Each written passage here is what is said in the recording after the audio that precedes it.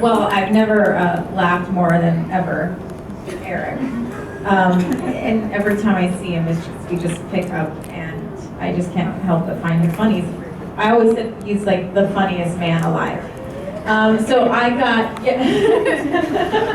I've enjoyed my time with Eric, and gosh, I don't even know how to begin to say, where do we start with all the crap that we did together, and all the time I said fate to you. It's fate and crying. And I love Ethan. I'm gonna marry Ethan. I can probably tear up.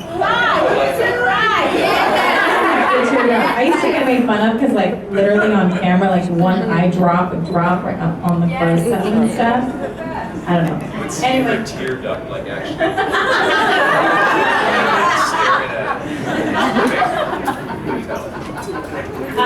And of course, I remember my screen test with Travis, which I was so nervous that day. I remember, and I have a terrible memory, I don't know why, but I do. But that day I remember specifically with picking up the wardrobe to meeting you and to doing the scene, and then getting in the car and crying because I was so nervous. Yeah, I was very nervous that day. But we had a great time as well. I mean, you know, we started it together. Of course, Liza, always right there. We're all, you know, fighting away the whole time. Yes. Yeah, I loved the, Passions was amazing. I have a child because of that. She is 13, and I'm grateful for that. And, yes.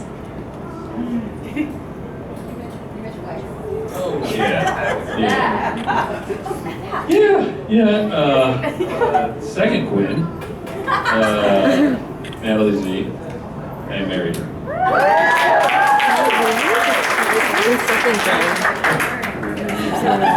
So you know what's so funny? And I think about this all the time, because I left the show because I was engaged to a guy in New York. Then Natalie came in and played Gwen. I wound up not marrying the guy in New York, but you guys wound up getting together. It's just amazing how fate works out. And then I came back, and all was well. Fate.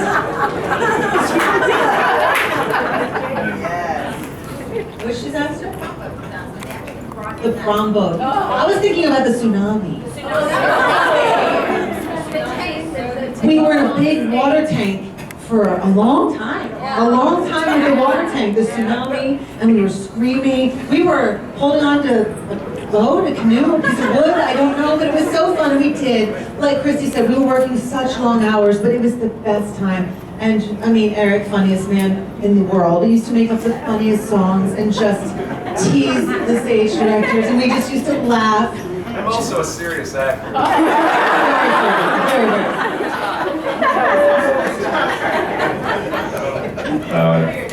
We had to laugh through it. I mean, dry block, for those of you who don't know, that's when you basically rehearse your scene before you tape it. Dry block was to get out the giggles, to get out the... We couldn't believe we were actually going to, air this. Put it on television, show it to people. So it literally is, and probably will be one of my favorite jobs of all time. And I do have to say, just kudos to this one. Remember the night before, and I called you, because I talked to Lindsay, and I told her about my fear about coming on and having to replace, and it was very, very hard for me. I remember being so nervous. And this girl stuck on the phone with me for about maybe 2.5 hours. We spoke, and not many people would do that. And I'm grateful to you for doing that, because you just put me at ease. So I walked in there the next morning like, all right, I got this. It was a family after that. Eric, what was the first character you played on Passions? My first character was what Michael Burnett mentioned to. I was Julian Crane's demon. Remember when Teresa went to hell? And she opens hell's door, and there's Hitler sitting there, and Mussolini, and Silence of the Lambs dude. I looked like Gene Simmons as a demon. I had like 9-inch heels on, and I talk like this. That was my first love scene with Teresa. threw you down on the ground hard, too. You were mad. I was not happy. I was excited, my adrenaline was pumping. I'm like, Teresa. That's a true story. But when you directed that episode, that's right. Yeah. That was great. Then it was a zombie cop. After that. Like, then 2 weeks later, I was Ethan.